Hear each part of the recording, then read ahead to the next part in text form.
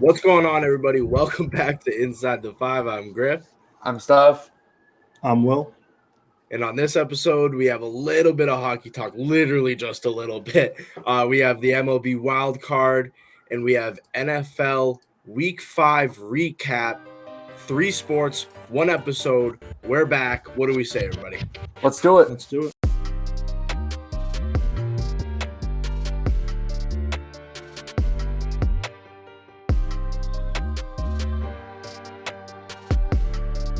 Welcome back to Inside the Five. Let's get started with a little hockey talk, a little puck culture for the boys. We're literally just going to maybe go less than a minute on this. We're going to say maybe 20. I don't know if I can speak for classic Griff and hockey Will. talk. Yeah, I don't know if I can speak for them, but I'm not much of a puck head myself. But we watch hockey sometimes. We're all Bruins fans. And let's go through our predictions. Who's going to win the cup? The season starts tonight. And I'm going to start it off. I have the Boston Bruins winning the Stanley Cup. It's the last dance for the boys. Bergeron's probably going to retire after this year. Krejci came back. We have Marchand's probably going to retire. A lot of guys are on expiring deals. This is their last dance. New coach. This is it, boys. And I think the Bruins are going to get it done. I like that. Little homer. How about you, Will? I'm going the Vegas Golden Knights. We are a Vegas Golden Knight podcast. Shout out puck culture. Go Golden Knights.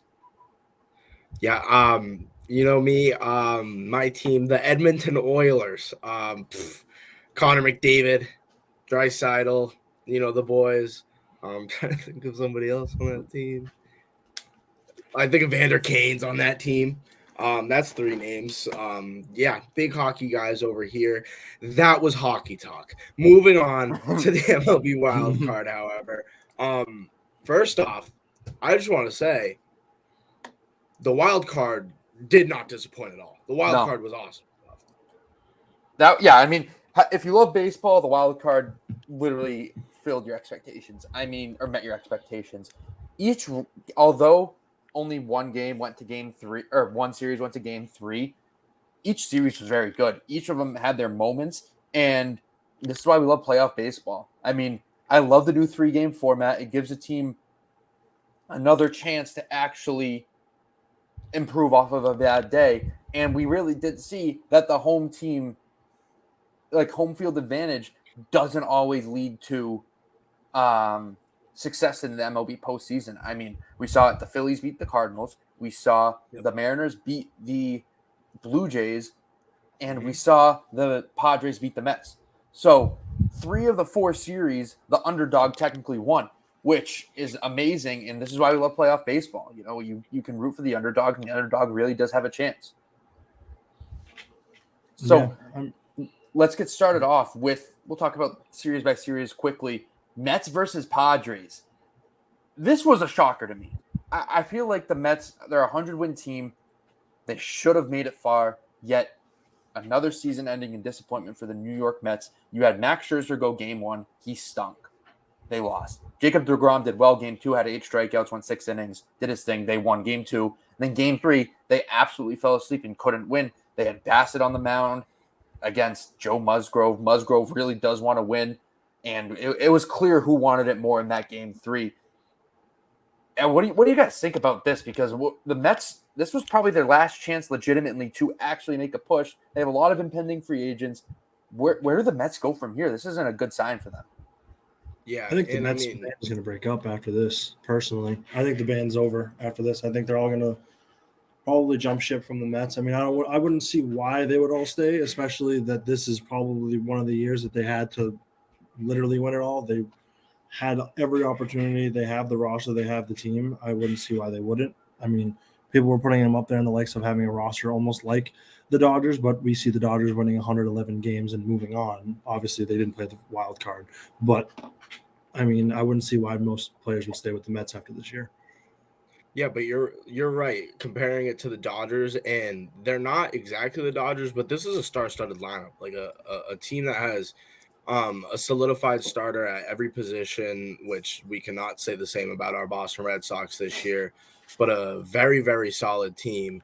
And it really all started in the regular season at the end when the Braves came through, ended up winning the NL East, obviously got the 2 seed. I think if the Mets had the 2 seed, they've been talking a little bit about wild card rust, for those 2 teams that get the buys. I think that the Mets very much would have benefited by having this bye, because you get matched up against a Padres team who has been hot. Manny Machado, they've had a lot of pitching as well. I think that just the fact, looking at this rotation from the Mets, how star-studded it really is, there's no way they can keep this for another year, maybe even 2.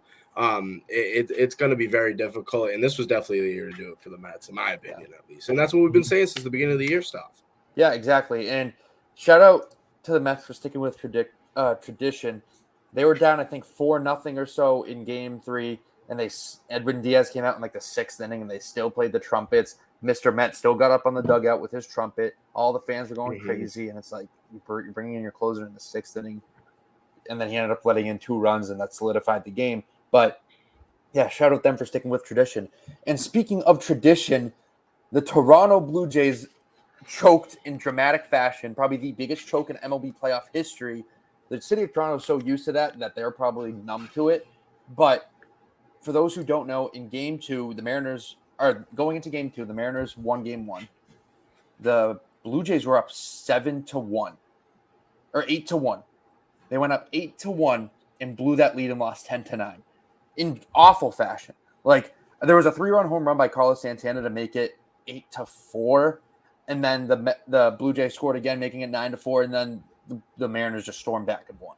It was crazy. It was an awesome game, and I was rooting against the Blue Jays, so I thought it was awesome. My Mariners, my pick, my favorite team in the playoffs, they're succeeding, and as we're speaking right now, they're up 4-0 against the Houston Astros in Game 1 of the ALDS.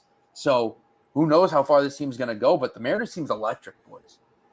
Yeah, and that relates right back to what I was saying about this wild card rust. A team in the Astros who haven't played in 5 or 6 days, going up against a team with the Mariners who we saw them win that series on an insane comeback. How could you not be hot after that? They're carrying it over into the next round, and that's very dangerous. That's kind of like a team that goes into Toronto, wins in 2. They come out, they're playing against the Astros, against Verlander today. They've put up 4 in 2 innings so far. So it's just a matter of whose bats are hot. We're seeing it with Philadelphia as well. Obviously, we'll speak about them in a minute.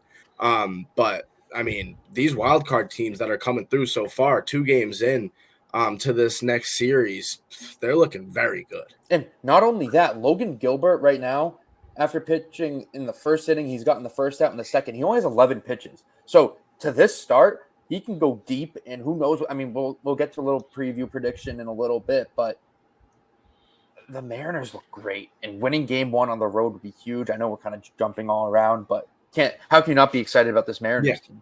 Yeah, exactly. And that's your team stuff. Yeah, Stav's team. Mm-hmm. My team.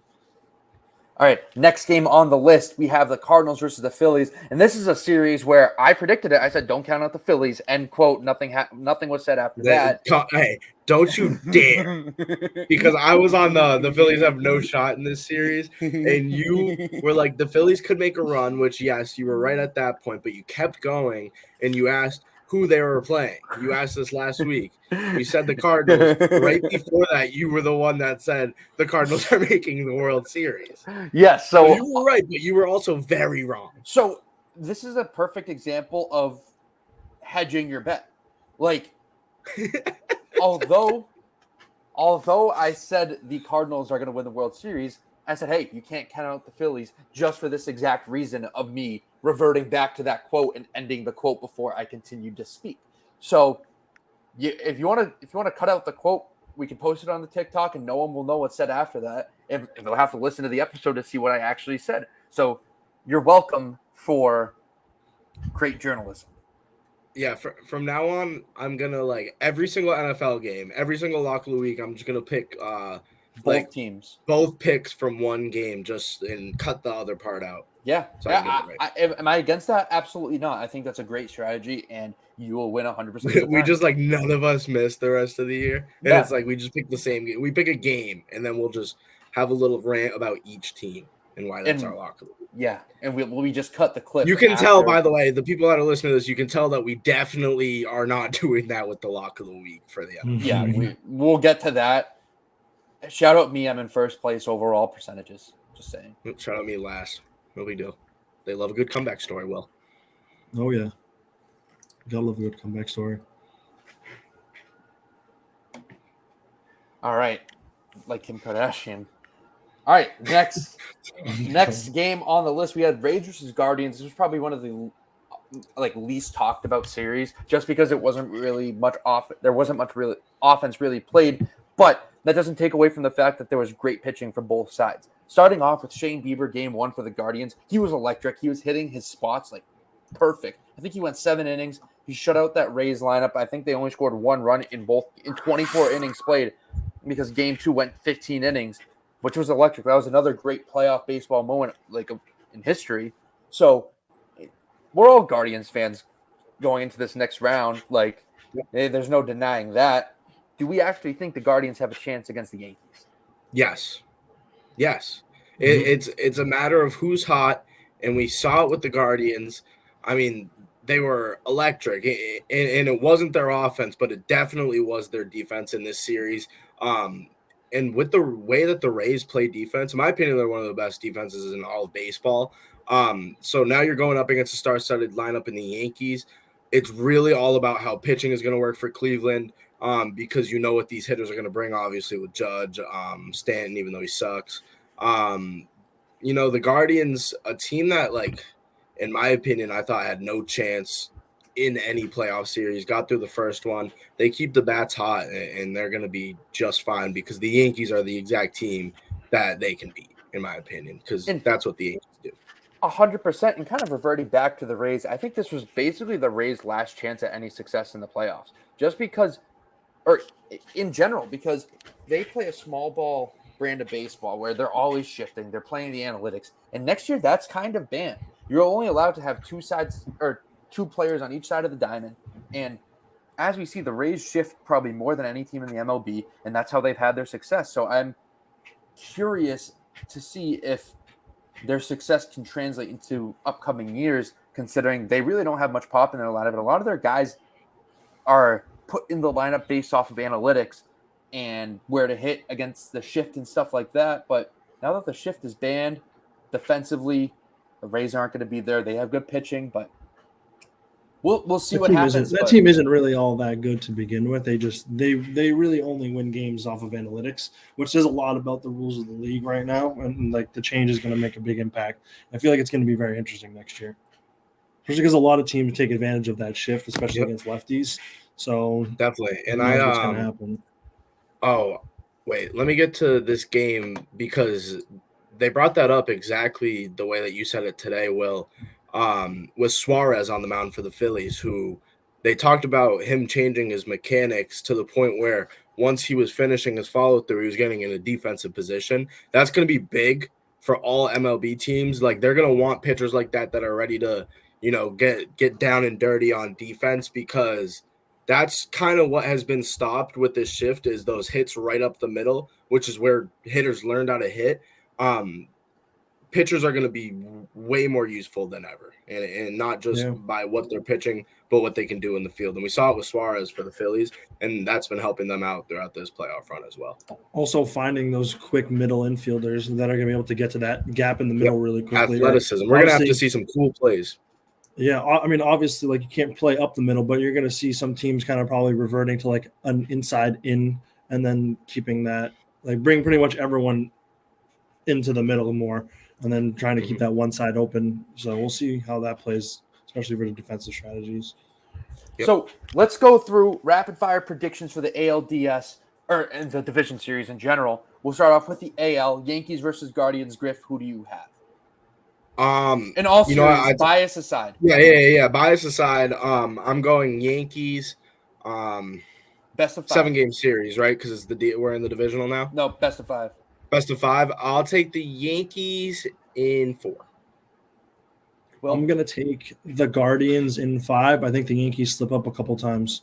especially with some locker room issues going on with Aroldis Chapman. I know it doesn't affect the entire team. I know he's not in the greatest form, but he's gone, and they're going to look to someone, and they're not going to have him, and you never know. I mean, I personally, regardless of how good or bad Aroldis Chapman is, if I'm in the playoffs, I still want to give Chapman a shout. Like, I mean, it's someone who's good. You can't count him out until he does something bad. So yeah, and I'm going to kind of go with Will here. I'm going Guardians in 4. I think that the Guardians take game 1, Yankees take game 2, but then the Guardians take the rest of the series. So it's going to be very interesting to see. And I think that the Guardians pitching is something that you cannot take lightly. And I think that the Yankees pitching has been very overrated this year. It's going to get exposed with a short porch, and it's going to come back and bite them. All right, next series we have, although it's kind of already started, Mariners versus the Houston Astros. I'm going to go first here just because it's my team, the Seattle Mariners. The Seattle Mariners are going to win this series in 3. They're sweeping. I like the Mariners in 3 too. I feel like this Houston Astros team coming off, like we said, the wild card, whatever. I don't even know what it's called. They're sleeping because they weren't playing in the wild card. I feel like that break isn't helpful to a team like the Astros, especially since they have some players on that team that they need more active to hit the ball. I feel like they're a good team that's in momentum when they have it, just like the Mariners. The Mariners came out with a very hot series against the Blue Jays, big comeback, big momentum for them. I feel like that's a team that's going to take advantage of it and be able to ride this all the way to the next round. Yeah, and I mean, 3 innings through this first game, the Mariners are obviously up 4-0 at the moment. I'm going to go Astros in 5. And I just think that if they can get any of their starters to go through 5 without giving up more than 3 runs, the bats will show up later in this series, and they'll get it done. They're the 1 seed for a reason. They've had a quiet season. You know how much I love that in the MLB. They're going to find their stride. They just need a couple innings to get into it. The Mariners started off hot. I can't guarantee that the rest of the series. I'm going Astros 5. All right. Next, we'll switch over to the NL side of things. We have the Phillies and the Braves. Griff, your Braves. I'm repping Acuna today with the Braves jersey. What do we think is going to happen? Although it seems as if the Phillies are going to take game 1. Yeah, and that's just about it, I think, for the Phillies. Riding a hot hand. The Braves defense didn't look too bad, in my opinion, even with the runs that they let up. The Phillies were finding their holes. I'm going to go Braves here. I'm going to go in 4 as well. Even after a game 1 loss, I think the Phillies don't win another game this season. I'm going to go with the Braves as well. I really like the Braves. I know the Phillies can get hot with the bats. They're a team that can hit the ball really well, but I feel like that's going to get played out in this series, especially when the Braves start to get their bats going. I got to stick with my predictions. I'm going to the Phillies here, and I'm going to go with them in 5. And I'm not going to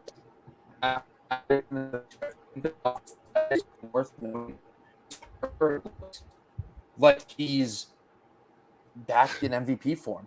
I mean, we saw it in the wild card, and we're also seeing it now. He's hitting the ball very well against very good Braves pitching, but I think it's going to be a great series. I think it's going to be an all-time classic just because these two offenses are awesome. But if I do have to say something, the Phillies pitching does kind of worry me when it gets down to the stretch of games, but I think they're still going to prevail. I think that offense is way too good to get shut down in a full series.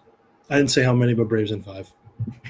All right, and then the last series on our list, we have the Padres and the Dodgers, an NL West rivalry, a battle that we're all excited to see. Only if Fernando Tatis didn't have ringworm, we would have seen him in this series. But this is going to be a good series, I think. But let's be honest, I got the Dodgers here. I got the Dodgers in 4. Go for it, Will. I'm going to take the Padres in 5. I think they showed a lot against the Mets. They showed a lot of resiliency, especially against great pitchers. The Dodgers have great pitchers. I know the Dodgers have great batters as well, but I feel like they're going to be able to match. I feel like they're going to take a close one in 5. And no earthquake at all for us in this NL or ALDS because none of us, or no series, do we all take the same team. We already have it split. I'm going to go Dodgers in 5. A tough NL West matchup. Both teams know how to play against each other. This one is going to be a series that the Dodgers are going to grind out. They're going to have to grind it out. Mookie Betts bowled a perfect bowl the other day. That's going to carry his momentum through. But no, for real, Dodgers in 5. The Dodgers are, amazing. The Padres are very good, but the Dodgers are the team that knows how to slow them down. I mean, boys, this is probably the best time of the year when it comes to sports. You still got playoff baseball, hockey starting up, basketball starts next week, and we're in the thick of the NFL season, where everything's still exciting, everyone still has a chance. All 4 sports are buzzing right now. This is a great time to be a sports fan. And usually, let's throw it back to the summer for a sec. We would have typically ended the episode right here. There would be nothing else to really talk about, but we still got NFL Week 5 that we have to recap. And this was a good slate. We had a lot of good games, a lot of bad games too, starting off with Thursday night, Colts at Broncos, probably one of the worst games of all time. Griff, I want to talk about it. Your former quarterback, Russell Wilson, man, does he suck. I mean, he's terrible. Obviously, what everybody else didn't notice except for me, Pete Carroll and John Schneider, the better quarterback was on the bench the whole time, so why not go out, get a young stud tight end, get a couple of picks, get a defensive lineman for someone that's done. He's done.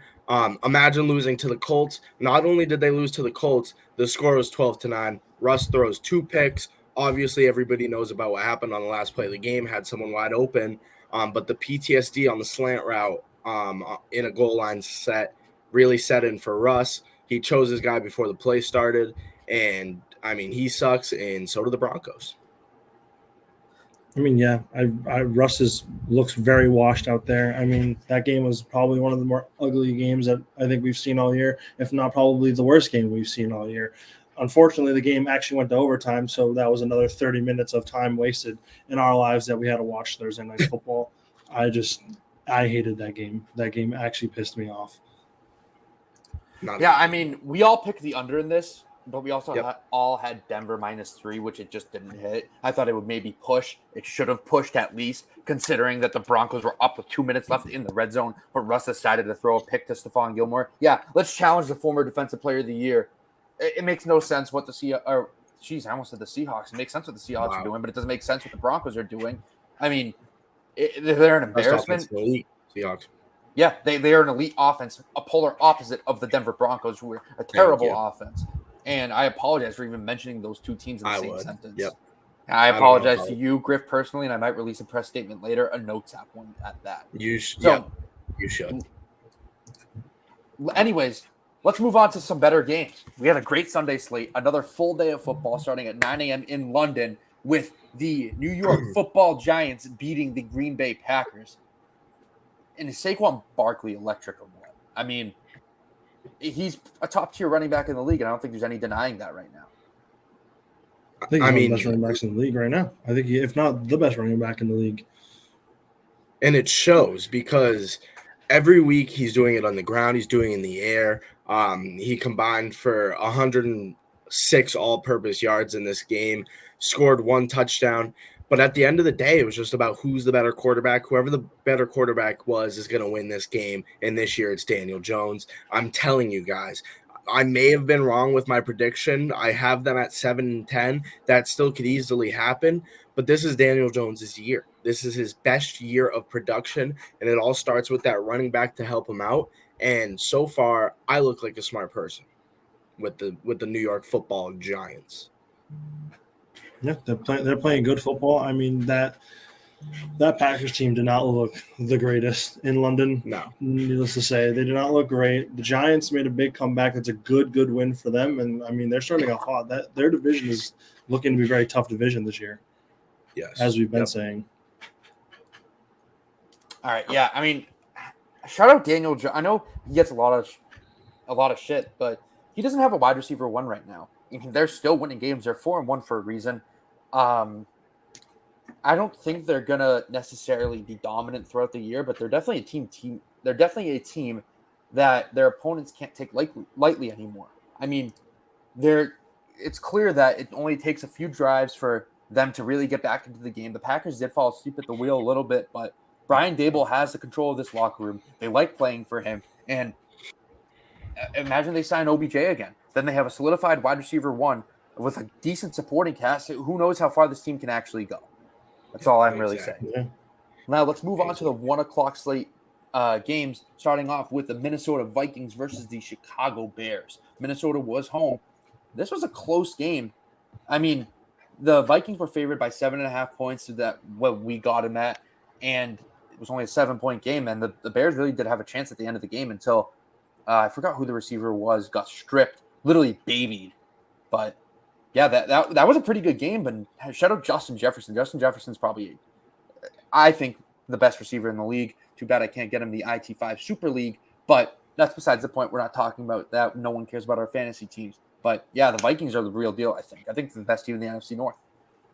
Yeah, and it's something we've been talking about since the beginning of the season. They could come out and surprise you, and this is the exact offensive game plan that I expect them to run all year. I mean, they're 4-1 now. Dalvin Cook really got going in this game. He had 94 yards on the ground. He had 27 in the air. He had 2 touchdowns, and Justin Jefferson, obviously, with over 150 yards off 12 receptions, was amazing. It helps out Kirk Cousins a lot, makes him look a lot better when he can just look for Justin Jefferson every play. That's exactly what he did. Putting up 29 points for Minnesota is exactly what they need to do. I trust their defense, even though they didn't look too good against these Bears. But at 4-1, I mean, this division is wide open for them to take it. So, and I like that too. No, I really like this Vikings team. And I want to say, I think after starting this past week, going on for the rest of the season, I really think we're going to see Dalvin Cook fully activated. We're going to see what glimpses of him, what he was in the past. I think we're going to really get a good Dalvin Cook for the rest of the year. This Vikings team is going to put a name for themselves in this division. Yeah, I mean, like we said, it just really matters about consistency. You know, you have to be consistent throughout the year. You got to feed everyone. You got to make sure everyone's you got to make sure everyone's not hungry. And we'll see how far this goes. It really relies on Kirk Cousins, and hopefully they don't have any more primetime games or they're screwed. All right, next game on the slate, we have our Los Angeles Chargers getting a close win against the Cleveland Browns. This was a really good game. We saw 2 elite running backs go head-to-head, Nick Chubb and Austin Eckler. Eckler had a really good game, both receiving and rushing. Nick Chubb did his thing on the ground, I think Nick Chubb scored 2 touchdowns, or he scored 1 touchdown, 150 yards, and then 2. Eckler had did they both have 2 touchdowns? Nick Chubb had 2. Eckler had 1 in the air and 1 on the ground. Yep, that's right. So we really did see everyone unleashed, and this was an awesome game. And I'm curious, Griff, I'm going to ask you this. Is Brandon Staley too aggressive in certain situations? You know, it falls back down to analytics, which is what these young coaches love. And it depends on the decisions. I feel like the decisions of Justin Herbert specifically, because on these plays where it's 4th and 2 around midfield, Brandon Staley obviously likes to go for it, right? And the thing is, they've done it. They've been doing it. They're kind of used to it. They know what they're doing. Justin Herbert ended up kind of forcing it to Mike Williams on that play, threw it off the back of I don't know who was guarding him at the time. I think it might have been Denzel Ward on Mike Williams all game. But he literally just threw it to the back of his head and hoped that Mike Williams could reach behind and grab it. I think that this is how the Chargers are going to win games. You know, I don't think he's being too pushy when it comes to those situations, because that's exactly what the Chargers are there to do. That's their style of play, and they can't hold back on that, or else, you know, they'll start losing more games just based off of, you know, punting and then relying on the defense. They don't come through, and then look, we're blaming it the opposite way. You know, I don't think it was a great play call. I feel like there could have been a different call there, but I think going for it on 4th and 2 right there, you could have sealed the game. You have one of the best quarterbacks in the league. Mike Williams already had 134 yards. It just wasn't the greatest route drawn up for him. I don't think they should slow down with all those play calls, especially on short fourth down situations. I don't even think that's the problem, in my opinion. I think the problem starts in the red zone. I mean, we saw before that play had to happen, they were in the red zone and only got 3 points. They had their backup running back in for almost the entire set, I think, in the red zone that they were in. I think Austin Eckler was only in twice, and they tried to force feed him on a little wheel route. Why aren't we running the ball in the red zone? Why aren't we getting him through? He's been elite all day long. He's been elite all year long. And with Keenan Allen out, Why aren't they forcing him the ball in positions where he can make a play? They're giving him the ball with literally 4 defenders around him when you can easily just run the ball. I think they were on maybe the 6 or 7 yard line at one point, and they literally just they kept dumping it off to their backup running back who was getting nothing done. And I was like, why aren't you giving it to Eckler or someone who's going to actually make a play for them? Their backup isn't bad. I just personally don't think he's out there to make a great play in the red zone all the time. I think that starts there with better red zone play calling. I think those risky plays, especially on those short 4th downs, I feel like those are they're gonna use that in a game where they need to win, and it's gonna work. And everyone's gonna be like, "Oh, Brandon Staley's a genius," when in reality he just played the analytics correctly. Yeah, I mean, that's a great point. I'm a fantasy owner of Austin Eckler, and every time I see Joshua Kelly or another running back in that backfield in the red zone, I get upset. Especially when it's Sony Michel. I like Joshua Kelly. I hate Sony Michel. He doesn't even fit in the Chargers scheme at all. It makes no sense why I was gonna say Sony Michel, but then I had to second guess if he was even on that. No, he's the 3rd string. Joshua Kelly's the backup. Yeah. All right. Next game on the slate, we have my Will and I's New England Patriots versus the Detroit Lions. Bailey Zappi. The Bailey Zappi fever in New England is real right now, and I'm going to be on record right now saying, although I fell into the trap of the Bailey Zappi fever, I need to settle down a little bit. Mac Jones doesn't stink. Mac Jones is the starting quarterback of the New England Patriots, and when he returns from his injury, he will continue to be the starting quarterback of the New England Patriots, and then we'll see where this team goes, or what happens going forward. I mean, Bailey Zappi had a great first start against the Detroit Lions, a really beat up secondary in the Detroit Lions.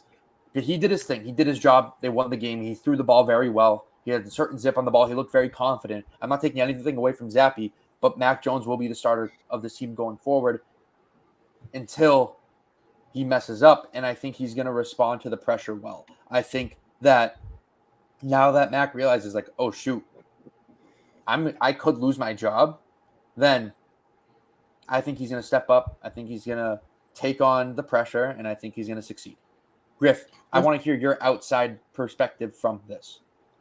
I mean, I've been comparing it. It's a little bit different, but I've been comparing it to the Cowboys situation where Cooper Rush has obviously not lost a game for them. But Bailey Zappi is a rookie. And going 17 for 21 for 188 yards. Yeah, you won the game 29-0.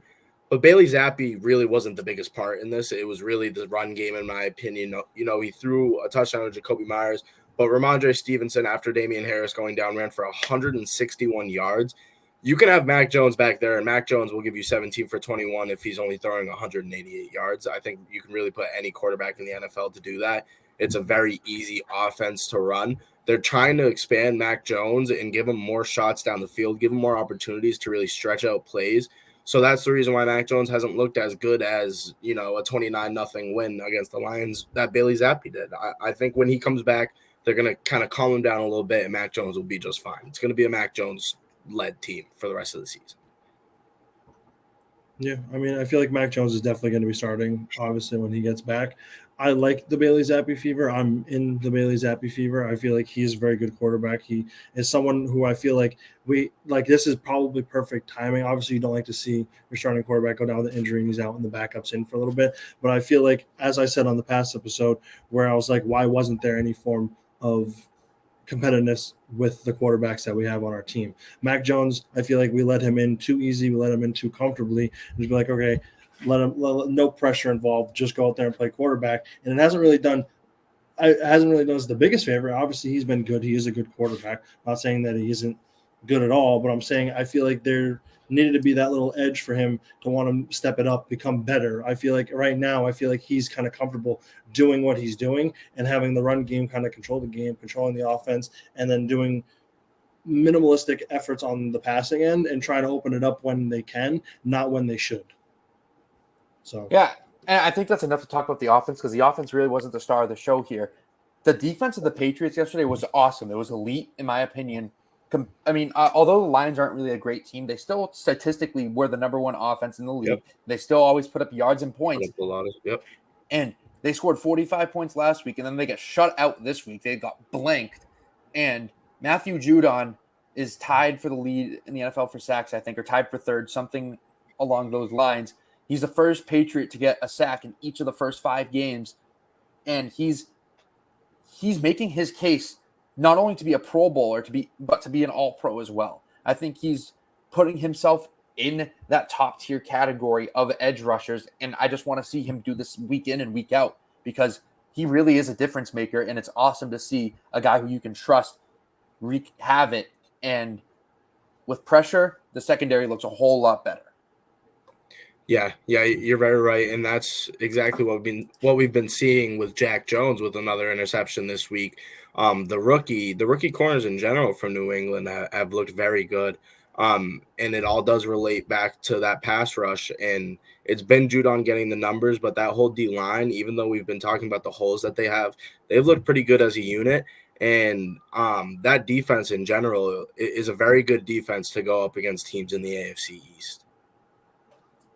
Yeah, I mean, I kind of want to talk about the safeties as well, because Kyle Duggar and Adrian Phillips are just awesome. They both can play back in pass coverage, and they also can run downhill and make stops in the run.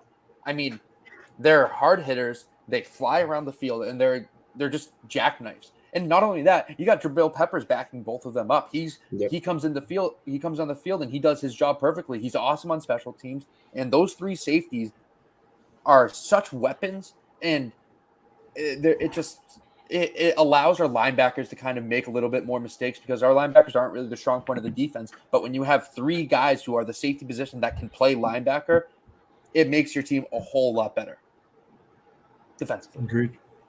All right, next game on the list, we have the Tampa Bay Buccaneers versus the Atlanta Falcons, and boy, did the Falcons get robbed. Yeah. This is a game where I said that the college-styled offense of Atlanta isn't going to work against Tampa. And 15 points against Tampa Bay for the Atlanta Falcons, I think, is a success. You kind of want to see if the defense can help you out in a struggling offense, but I mean, a team that got all their guys back now with, Mike Evans putting up 81 yards, Godwin putting up 61. Leonard Fournette came through, finally scored a touchdown. He actually had 2. Tampa doesn't look too good. Atlanta seemed like they could have sneaked one out, and you're right, they did get quite robbed. But that was a must-win game from Tampa Bay. Yeah, 100%. And they still didn't even look that sharp, in my opinion. Like, the Falcons, yeah, they're a scrappy team. They're kind of exciting, but they were missing their key focal point on offense in Cordell Patterson and Kyle Pitts as well. I don't know what to expect for the Tampa Bay Buccaneers. They really didn't look that good, and who knows what's going to happen with this team going forward. I don't necessarily trust them in the NFC, especially because a lot of the teams are kind of solidifying themselves as top dogs in the NFC. I don't see the Bucs in that category. I don't see anyone in that division in that category. 100%. Definitely. But I mean, not a game that I was really interested in. Obviously, Grady Jarrett with a questionable roughing the passer call. We had a few of those this weekend. We'll talk about the other one in a little bit. But for now, let's move on to the next one. We have an AFC East matchup. The Dolphins, the Jets, in an absolutely insane ending final score, 40-17 in favor of the New York Jets. We saw Zach Wilson put up 210 yards. Breece Hall and Michael Carter both had good games, or at least in my opinion, because Michael Carter, caught a few balls as well. That run game from New York looked great. Skylar Thompson, Miami's quarterback this game. We don't know when Tua is going to be back. We don't know when Teddy B is going to be back. The Dolphins are sitting at 3-2, Stav. With Skylar Thompson for at least another week or two, what's the direction of this team? I don't know. Because we look at, I hate bringing the Patriots back into things, but it's a very comparable situation. You're down to your third-string rookie quarterback. Let's see what he can do with a full week of preparation. I know they got smacked by the Jets, and the Jets aren't really the strongest of teams in the AFC, but the Dolphins are a good team. I know Tyreek kind of got hurt, but I want to give the kid a chance. I think Skylar Thompson's very talented, and I'm excited to see what he can do with a full practice week when he knows that he's QB1. And if you really do look at the game itself, Skylar Thompson looked unprepared, to be honest. Like, he didn't look like he was ready for that spotlight. And now that he might, I think that with him given a chance as like a full week starter, I think we'll see a completely different Dolphins team next week against the Minnesota Vikings. Yeah, definitely. That'll be a great game. I mean, I feel like you have to give, obviously, him a chance, but I feel like until the defense is stepping up, you can't be letting 42 points on your head against the Jets, in my opinion. I know the Jets have a good offense. I know the Jets have been playing pretty well, but when you're down to your third string, you really need your defense at its peak when you're down there. You know you're not going to be scoring a ton of points, so you need to not let up enough points to get absolutely smoked, and obviously that did not happen. And the Miami Dolphins have a great defense. Yes, they definitely do. So it's really just about health on that side. But moving on to, an absolute stinker of a game. I'm thinking about it. Yes, Griffin's worst game of the week, even though the ending of it was kind of exciting. Tennessee ended up beating the Washington Commanders 21-17. So to end the game out, Carson Wentz had a chance. He already had 360 yards in the air. He threw for 2 touchdowns, throws a pick on the goal line. And then for about 15 minutes, nothing happened. Finally, Tennessee went out there, kneeled down, finished the game. That's kind of a cool way to, finish off a game. Interesting. But this game was overall just terrible. Ryan Tannehill still stinks. Derrick Henry ran in for 2, obviously ran for 100 yards as well. 21-17. The Titans are 3-2. I might put up the argument that the Titans are the worst 3-2 team in the NFL. I don't have any problem combating that. I don't like this Titans team. But yet again, they'll probably end up winning the AFC South. The AFC South is a new NFC East. Just trash. Agreed. And this wasn't even really that exciting of a game. I don't even Will, unless you have anything to add. I have literally nothing to say about this game. This was like the worst game. There was one more bad game, but this was definitely the worst game of the week. Yeah. So how about we talk about an exciting one right now? A very exciting one at that. And the Saints. A tough loss from Seattle in the Superdome. Taysom Hill, who threw for 1, ran for 3 in this game, and 112 yards, led the New Orleans Saints to pull through 39-32, obviously. Seahawks now sitting at 2-3. I just want to come out and say, although Rashad Penny is now out, this was a great loss. We're looking to go for a draft pick. How about put up 32 points in a loss? And Geno Smith throw for 3 touchdowns, Tyler Lockett catching 2 of them, and DK catching the other. This was perfect. We're getting our points up right now. Like I said earlier in the episode, we're the best offense statistically in the NFL. We actually look pretty good, and people keep asking me, why not fight for a playoff spot? You can't really rely on Geno Smith for a few years now. I don't know if we should go into win now mode with how stacked this quarterback class is, but I'm glad. This is going to sound messed up, but I'm glad Kenneth Walker is going to get his shot here for the Seattle Seahawks. I think he's very talented. He showed signs of it with his first touchdown this past week. I think it was a 60-yard run, or 69. Yeah, it was 69-yard touchdown run. So yeah, I'm excited to see that. Hopefully we keep putting up these losses where we drop 35 points. And Griff, I did want to kind of respond to you saying this is a great loss. Especially for all right, hold on, pause. The Braves just made it 7-6 in the bottom of the 9th with 1 out. Matt Olson just hit a 3-run home run. All right, back to football. There was a lot of great clips coming from the Seahawks side. Seahawks highlights. PR had a lot of great highlights, especially that. Oh, they always do. When Geno Smith was rolling to the left and threw that absolute dot to the sideline, I think it was to Tyler Lockett. Yep. I could be 100% wrong. I think it was. But still, they have a lot of clips and they have a lot of things to build on going forward. And Griff, I know I'm going to say if I was a Seahawks fan, I know you're a Seahawks fan, I would be excited for the future if I were you. This team is really just a few pieces away on the defensive side of things to actually make a great push in the NFC West because a lot of the teams are falling off and getting older in the NFC West. Definitely. And you're exactly right about that. We have a few rookie corners, Tariq Woolen especially, who has all of our picks, all of our team picks. We have 3 as a team. He has all of them. Kobe Bryant, who's been kind of shaky, our other rookie corner from Cincinnati, who lined up. He's learning. He's learning. Yeah, he's been struggling a little bit, but not too bad. Obviously, we have Nwosu from the Chargers previously. Will, you remember him? Bolt up. He's been fantastic. Jordan Brooks hasn't been looking too bad at all. Quandre Diggs, all pro, and we still don't have Jamal Adams, who's I think out for the year. So when he comes back, we have a few draft picks. Give it a couple of years. We'll patch up some holes. We got to focus on the D-line now. I don't mind the way that our offensive line is looking. We're putting up these points. It's really just about how many the other team is scoring right now, and that's what's kind of screwing us. But it's we like don't an look too advanced bad. tanking strategy.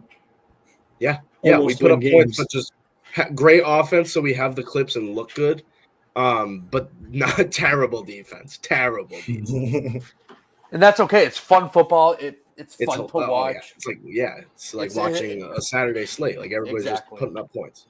All right. Next game on the slate, we have the Buffalo Bills versus the Pittsburgh Steelers. And Will and I were wrong on this. We had the Steelers covering 14 points. It just didn't happen. Didn't happen at all.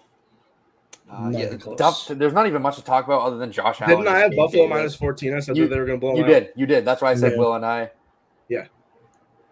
I mean, I don't want to talk about this game. Josh Allen looked amazing. Kenny Pickett didn't actually even look too bad. Threw for 327 yards. Pittsburgh couldn't run the ball. I think Najee went down. Is that right? Najee? Did that happen? Freiermuth went down.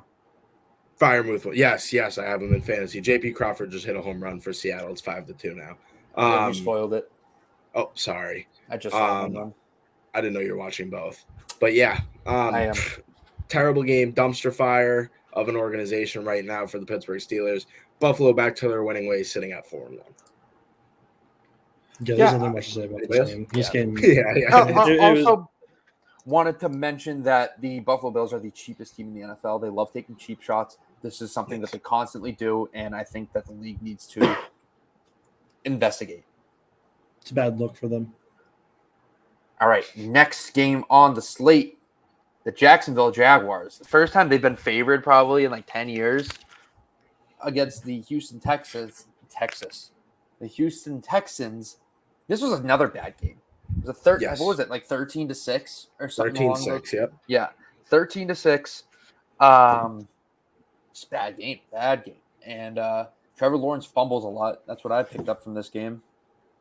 Been saying that the only thing, once again, bad game. The only thing that I actually have to say about this game is the Texans have beat the Jags 8 or 9 times in a row. It's either 8 or 9. That's a lot. That is a lot. And I'm going to say right now the Texans are going to win when they see him in Houston, and they're going to make it double digits. Team's terrible. The team is actually terrible. And Trevor Lawrence is a turnover machine. He loves turning the ball over. 2 picks in this game. Last week he had 2 picks as well. I didn't know that.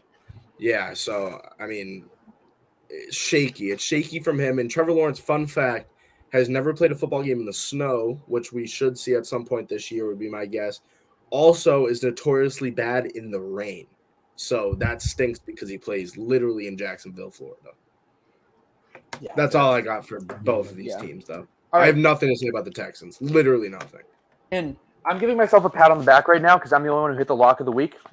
Good job, Stavros. Hashtag thank you, Stavros. The San Francisco 49ers, -6.5. They smoked the Carolina Panthers. Absolutely embarrassed them. They got their coach fired. Shout out Will. Will predicted this would happen. Yeah. Will, round of applause for Will, too.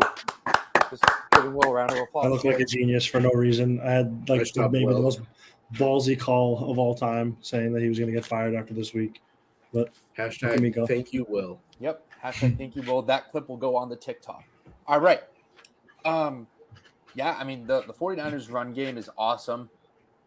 And they're the best team in the NFC West. I don't see we'll get to this Rams-Cowboys game later, but the 49ers just continue to dominate week in and week out, minus that stupid week 1 game when it was a little monsoon in Chicago and that random game against Denver. But, yeah, shout out to 49ers right now, boys. Yeah, they're looking really good. Matt Rule being out, Baker Mayfield being out, Sam Darnold being out, PJ Walker time for our new interim head coach, Steve Wilkes. When it comes to building a team, your coach is, the coach to quarterback relationship is very important. I like the fact that both of these guys are starting off on the same week. I don't know why, but I like it. And I'm going to check who Carolina's playing next week. They're 1-4. They're playing the Rams at SoFi at 4:05. Early prediction. I'm going to bust out an early prediction. The Panthers plus 10.5. I'm taking the Panthers. I like the Panthers in that. Plus 10.5. Plus 10.5 is crazy. That is a lot of points. We actually are a firm believer in this podcast of after the game after your coach gets fired, it's an automatic win. So and that was 100 they fall in my mind. Like, no, we go win here. Because they go win. It go win. It happens. It's always been a win. Remember Lovey last year with the Texans, Lovey Smith? Ty France double 6-2 Seattle. Yep, I just got that at the same time, actually. So that was good. I'll let you say all the things because I'm getting it right. Yeah, I like that. No more spoiling. But if we're going to be talking about spoiling here, how about spoiling my lock of the week? And that's exactly what the Philadelphia 76ers. Yep, the 76ers. That's exactly what the Philadelphia Eagles did for me. Going into this game, super confident. Stav had the Cardinals, so congrats, Stav. That was a correct pick. Thank you. They talk about how at the end of the game, Kyler Murray, 2nd and 9, ran for 9, or 2nd and 10, ran for 9 yards, 1 yard short. On 3rd and 1, spiked the ball. They went for a bit deeper of a field goal than they could have possibly gotten, a little bit more time off the clock as well, but they missed it. But what I'm talking about and what all the people that had Philly minus 6.5 are talking about was the drive before when the Eagles had it in the red zone inside the 5 or inside the 10. Inside the 5. Shout out. That's why we named it Inside the 5. And ended up kicking a field goal. They ended up just like running the ball 3 times, not even going for the end zone and kicking a field goal. And they still almost ended up tying. If Philly scored a touchdown right there, would have been great for my lock of the week. But the Eagles still at 5-0. Kyler Murray had maybe the worst suit I've ever seen in my life. I think that was meant for the Queen or Young Thug. Or Hillary Clinton. Or William Pappas. Yeah, Will could rock that fit. Well, you could rock that. You could rock what Kyler was rocking. Oh, wow. I almost spoke too soon. Griff, you see that? Wait. Oh, yeah, he got beamed? Yeah, he got beamed. What a throw from Jordan Alvarez. Yeah. All right, anyways. Yeah, after 4, the Mariners are up 6-2. But, yeah, we'll rock that suit. And let's talk about this game for a little bit, huh? Buy it for you. What are we talking about? The game itself. This Eagles Cardinals game. Sorry, I got so. Yeah, honestly, I was so confused. But this was a classic Jalen Hurts MVP breakout game, in my opinion. He ran for 61, threw for 239. He ran for 2 touchdowns. That looks great in the stat sheet. Miles Sanders couldn't get going too much in this game. Dallas Goedert really had it and really, really helped them out throughout this game. The Cardinals, who are now at 2-3 with the Seahawks, they really don't look too good at all. Isaiah Simmons is kind of a bright spot on that team or on that defense, especially where we aren't really seeing anybody else step up, and we need Budda Baker. If you're a Cardinals fan, you need Budda Baker to really step up. That's what I've been seeing anyways from my NFC West opponent. Kyler's a bonehead, idiot, bad quarterback. Oh, Kyler sucks. Stinks, hate him. It was a double XP weekend in Call of Duty, by the way. And he had the biggest choke job in NFL history with what he did. He sucks. I can't remember if you talked about that with your little Kyler rant. Yes, I did. Okay. I did. Good. That's why I was kind of hesitant. But yeah, boneheaded play, idiot, sucks at football. All right. Next game on the slate. A great one. Wait, hold on. Did we talk about Dallas and the Rams? No. Okay, so that's the one we're talking about. Okay, we got the Dallas Cowboys. I don't know. We jumped to the Cardinals. But all right, we have the Dallas Cowboys at the Los Angeles Rams. Cooper Rush is just a winner. He wins football games. He's a professional winner. And this Dallas Cowboys team, how about that? They got a big test next week against Philly on Sunday Night Football. Going to be a great game. But how about I didn't expect them to win. I mean, I had them covering, and we all had them covering, but I didn't really expect them to win the game. Yeah, I mean, bit of a surprise as well for me, especially when your quarterback throws 102 yards. You don't really expect it. But how about that? I mean, two-headed backfield with Tony Pollard and Ezekiel Elliott. Tony Pollard, one of the best touchdown runs of this season. And Zeke getting 22 touches for 78 yards, really controlling the game, running some clock down. Dallas ends up putting up 22 points, and that LA Rams offense does not look good. He doesn't have anyone to throw to other than Cooper Kupp. That's why he had 125 yards. He's looking for Ben Skoranek a lot, and Ben Skoranek just really isn't as good as Matthew Stafford thinks he is. The run game in LA is terrible, and that's really what's going to stop them from being what they were last year. All right, here's a quick question. When are we going to start blaming Allen Robinson for not getting open? Right now. Like, he stinks. Everyone always talks about how Allen Robinson is a good wide receiver. No, Matthew Stafford's a good quarterback. And Allen Robinson just doesn't get separation. He doesn't run routes right. And I think it's kind of being shined up, like lights being shined upon it, where it's his fault now. Like, you've played with so many quarterbacks throughout your career, and none of them have been able to kind of feed you the rock besides was it Jay Cutler that year? No. It was Mitchell Trubisky. It was Mitch Trubisky that one year that the Bears were really good. Yes, the year that they went to the championship game. No, it was the wild card, the double doink game. Was that the wild card? Yeah. Oh, wait, and I don't know why I said championship. I meant divisional, too. I did think it was the divisional. Yeah, but, like, it's Allen Robinson's fault. I mean, Mitch Trubisky makes him good. Yep. Yuli Gurriel solo shot. That was a tank, 6-3. But, yeah, it's Allen Robinson's fault. If you can't get the ball from Matthew Stafford, who was literally throwing to dog scraps in Detroit, you don't deserve to be complaining about not getting targets. Most definitely. All right, and then let's move on to Sunday Night Football. We have the Baltimore Ravens at home versus the Cincinnati Bengals. This was another good game. This was a good Sunday night game, game that ended in a last-second field goal. There was a little controversy with that PAT that tied it, that went just over the crossbar. That was good. That was good. That was a good field goal. It was a good but field goal. If I'm a Ravens fan, I have something to be mad about if they lost the game. However, they didn't. And shout out me for just knowing football and realizing that the Bengals tipped their plays. Yeah. If I Let's hear the breakdown. All right. So Griff, you sent me the clip of someone picking that up, but I didn't see that specific example. However, every time the Bengals call a run play, Joe Mixon gets in his stance, but it's a little like lower down to the ground, like he's ready to get the football. And whenever they pass, he's higher up, like almost standing. And if I could pick that up, that means NFL coaches are picking that up. And I guarantee that Zach Taylor's going to sit him down and be like, hey, get in the same stance for every play. Don't tip the plays. Because, I mean, maybe this is just being brought to light, but, I mean, that could be something going forward where coaches really highlight upon it. Yeah, I mean, definitely. And I don't know if if Baltimore picked that up in this game, but just in general, that Baltimore defense looked great. And Jason Pierre-Paul, the addition of him has been great for that defensive line.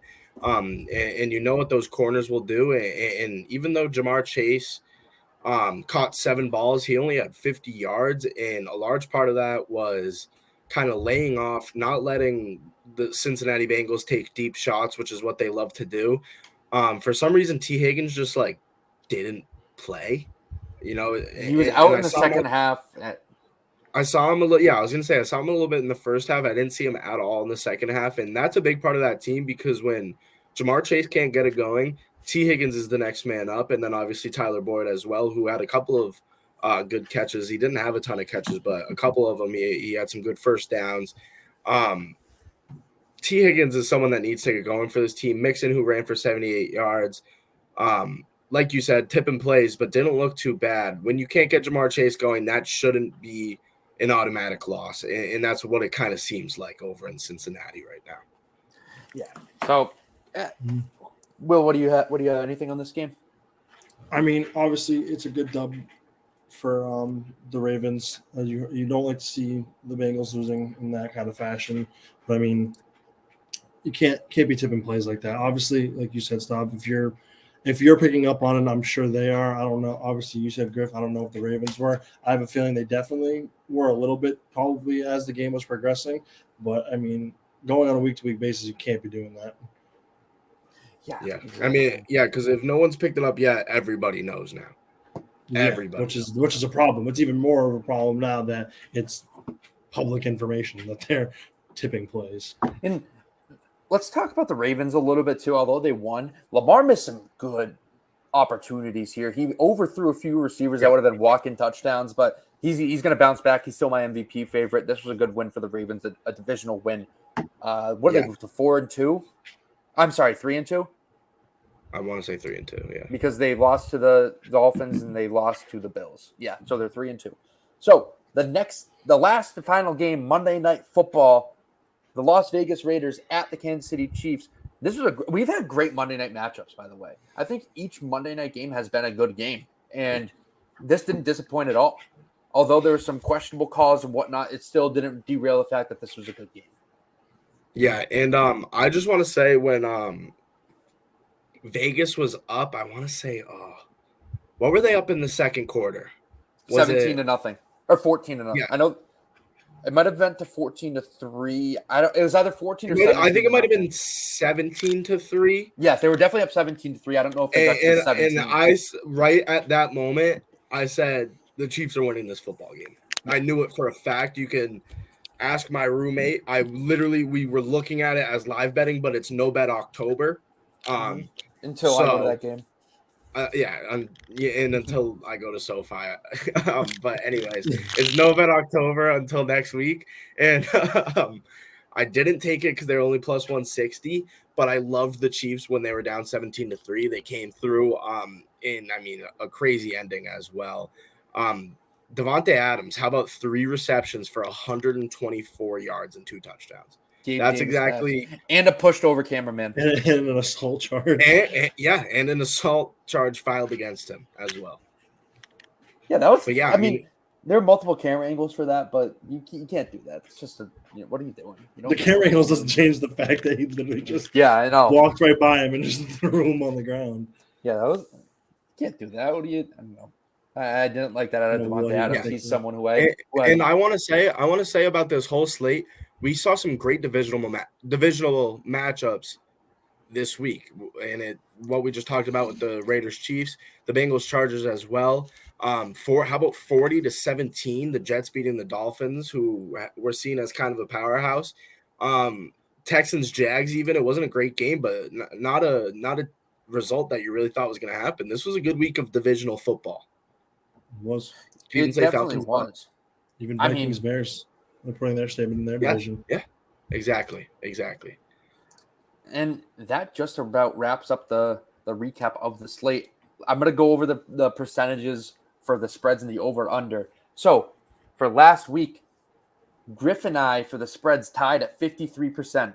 We went, and I'm not including the Baltimore versus Cincinnati game because that ended in a push, so it's out of 15. Mm-hmm. I went 8 out of 15 along with Griff. A notable win for Griff was Buffalo minus 14. Will and I both picked Pittsburgh plus 14. And a notable win for me was Arizona plus 5 when both of you picked Philadelphia minus 5. And the game that pushed us over the edge was a Monday night game. Griff and I both had the Vegas Raiders plus 7. Will had a minus 7. That was the only difference in the spreads. Now let's talk about over-under. I had a great week. I went 56% with the over-unders. I went 9 out of 16. I think that's my most successful week. Will in second place there went 50%. It's where you around you should be. The best bettors in the world only go 55% or so. And then Griff, you had 44%. Notable win for Will was the under in the Rams-Cowboys game set at 43. And the final score was 22-10. Notable win for I didn't really have any notable wins, to be honest.